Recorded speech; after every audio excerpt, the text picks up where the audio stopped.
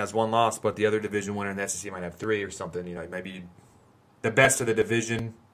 It's like Losers. it's like the better way to do this even would be to have like if we had 1, 2, 3, 4, 5, like 6 divisions like we're talking about, but you connect them all together like 2, 2, 2.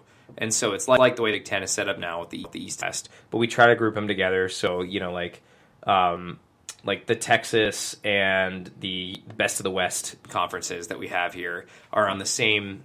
Like, they're in the same conference, but they're 2 divisions of that conference. And the winner of each side play each other in their championship game. Like, so you earn the right to play that's in where that. Nick was saying 4 conferences, 8 teams each side, Yeah, 16 per, Yeah. 48 teams. That's and then what, that makes sense to me. The bottom team from each division. So every year there would be 8 teams down and teams up. And there'd still be value in the B League.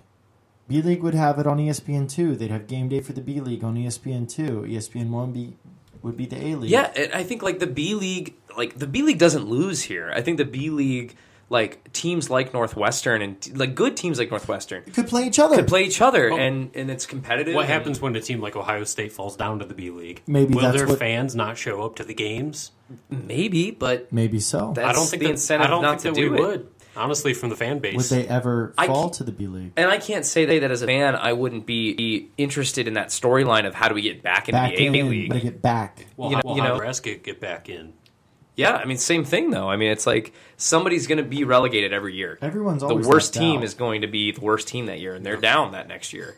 I don't think that's ever going to be Ohio State. I don't think that's ever going to be Alabama. I don't think that's ever going to be, you know what I mean? No, it would. I mean, if you look back 20 or 30 years, you could see some of these programs. That's true. Aren't You're right. Where they are now. And it might happen. And but the other way around with Nebraska. Yeah. You got to work their way back in. And that's such a huge deal for there would be intrigue in controversy with the B League. That would be if you win the B League, your chances of getting up into the A League next year so If high. you win the B League, get automatic in. Yeah, maybe it's the case. The champion. Whoever's the champion of the B League automatically unseats the worst player in the A League, and then boom, you're in. So everyone's tuning in to watch your B League team because you want to make sure that they get to the championship and win and get into the A League next year. Do you get if you get up, is it only 1 year? Or do you get a guaranteed 2 or 3? You just can't be last the next year that so you're in. If you there. win the B League and you get in the A League, but you're last, you go back. You go back. That's right. Yeah, absolutely. No, I don't even know if that's how soccer works. I'm just saying that's how I think this thing would work. Yeah, I think so.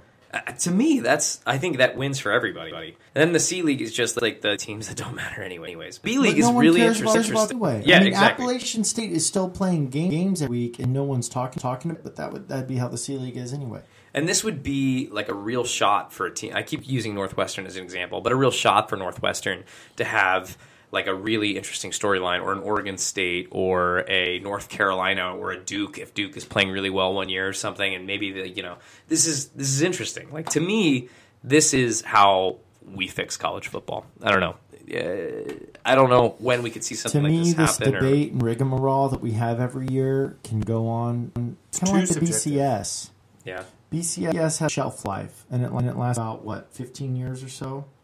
I think we're going to run into that with our 14 college football playoff and the committee and all that bullshit. And I think it's going to reach its shelf life. We're going to have to say what we're going to do to fix this. I think that shelf life is going to be 8 or 10 years, honest.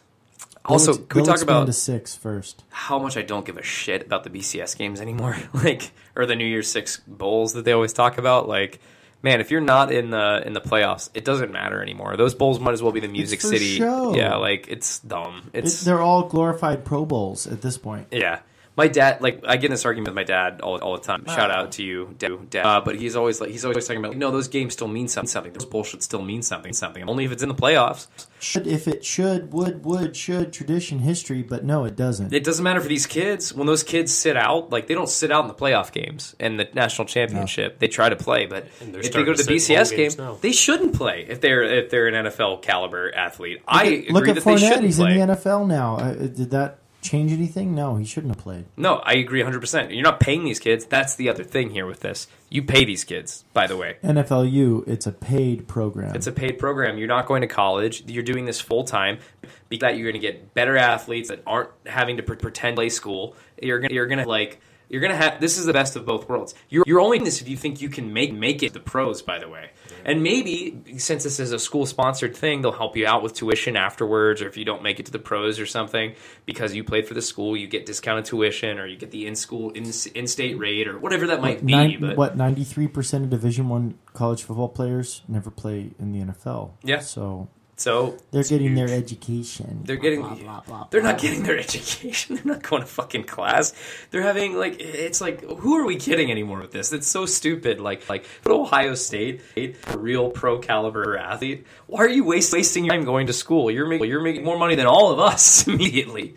That like what class and tried to do it right. There should be a farm stupid. program for the NFL, and this is pretty much what it is. Exactly. This would be the farm program for the NFL. You still have it Minor tied leagues. in with the tradition. It's a win-win-win. Everybody wins. Everybody's still making money off of it, and now the players are too. And NCAA football comes back to consoles under this new league. You know what? I think we've settled it. That was your motivation the whole time, right, Brogan? So how would you even what would it take to start something like this? It would take the individual schools to agree on something like this and to ban from the NCAA. It takes the dissolution NCAA. Yeah. And Big 12 based on the way we aligned it. Yeah. I think when it could all start is when the Big 12 contract is up in 6 years. Yep. Okay. So tune back in 6 years, and we will see how this all shakes out. Well, guys, that's all the time we have on today's show. I want to thank you for the special episode, the SportsBall episode of the Hold On to Your Butts podcast. We really appreciate it. Aaron, Ryan, Nick, or Champ, Ryan, Nick, I appreciate you guys. Thank you for tuning in. Let's make this more of a regular thing. I think we can do this. Now, we're about to get into basketball season, in which I know nothing about it, so I'm really relying on you guys to help me. We've also got the NFL, the most interesting part of the NFL coming up. So I think we got a real future here with this show. Let's try to do this a little bit more regularly. So I just want to say thanks again for joining. Thank you for listening. No problem. Remember that you can be a part of the show. Reach out to us at Geeks, that's GEEKS at HOTYB.co, or get us at Twitter, HOTYB_show, at HOTYB_show. Thank you so much again to our sponsor, Thurman Cafe. Make sure to subscribe to us on iTunes, Stitcher, YouTube, however you get your pod, SoundCloud. And do us a favor, like the show and share it with friends. That's going to help out get the word out. Again, thank you. And again, this is a little bit of a departure. Okay, that's the word. Departure from our normal stuff. So we hope you liked it. We hope you dig it. And again, make sure to tune in next week. We'll have a fresh episode of the Hold On to Your Butts main show for you. So without further ado, guys, it's sort of a tradition that I put somebody on the spot just to make a sound effect as an outro noise here. So Aaron, give us a weird noise as an outro noise. First fart, surprisingly, that we've had. That's really. Thanks, guys.